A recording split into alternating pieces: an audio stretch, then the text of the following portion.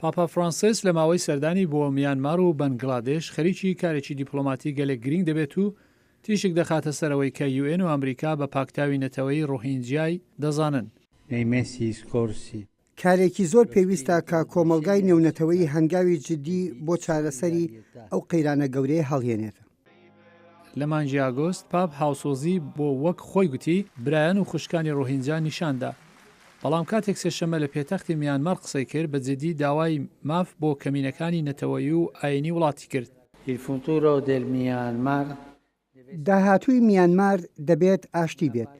ئاشتیەک لەسەر بنەمای ڕێز بۆ سەروەری و مافەکانی هەریەک لە ئەندامانی کۆمەڵ، ڕێز بۆ هەر گروپێکی نەتەوەیی و پێناسەی، ڕێز بۆ بڕیاری یاسا، ڕێز بۆ بڕیاری دێموکراتی، کەوا دەکات هەر کەس و گروپێک هاوکاری بۆ زەمینەی هاوبەش بکات. پاپا پێشنیازی ڕێبەرانی کاتولیکی بورمای وە بەرچاوگر کە دەترسان ئەگەر پاپ ڕاستەوخۆ باسی دۆخی ڕۆهینجیا بکات ڕەنگە بە ژیانی مەسیحیەکانی ئەو مەڵبەند دەبێت. کاردانەوە بۆ ئەم هەڵوێستەی پاپ جۆرا جۆر بووە. گوتەبێژی ڤاتیکان گوتی مەبەستی پاپ پڕکردنەوەی بۆ شایەکان بووە.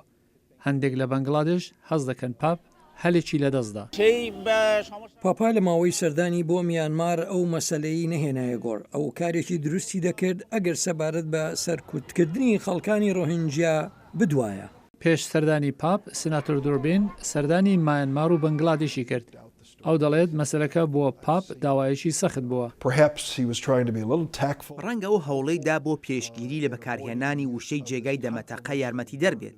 ئەگەر لە کۆتایی ڕۆژی بەهۆی ئەو سەردانە دۆخ بۆ ئەو خەڵکە باشتر بێت، ئەو ڕخنە لە هیچ تاکتیکی ئەو ناگرم کە کەڵکی لێوەرگرت. دوربین گوتی پانتای ڕخی ڕۆهینجیا لە میانمار ئەوەندە قوڵە کە لەلایەن ڕۆژاواوە سەرنجی تایبەتی بدرێتێ.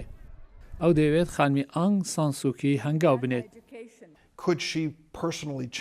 داخوا ئەو دەتوانێت دۆخەکە بگۆڕێت، ئەو دەسەڵاتێکی نییە کە خۆی بیگۆڕێت. بەڵام ئایا ئەو دەبوایە زیاتر دوا باوکاری زیاتی کردبا؟ بەڵێ پێم وایە ئەوە زۆر ڕوونە. خانمی ئانگ سانسوچی و پاپ دوو دەنجی پێشەنجی جیهانی بۆ هەوڵەکانی مرۆڤایەتین پێدەچێت بەهۆی ڕەخوچینەی چەندین وەچا بێدەنگ کرابن.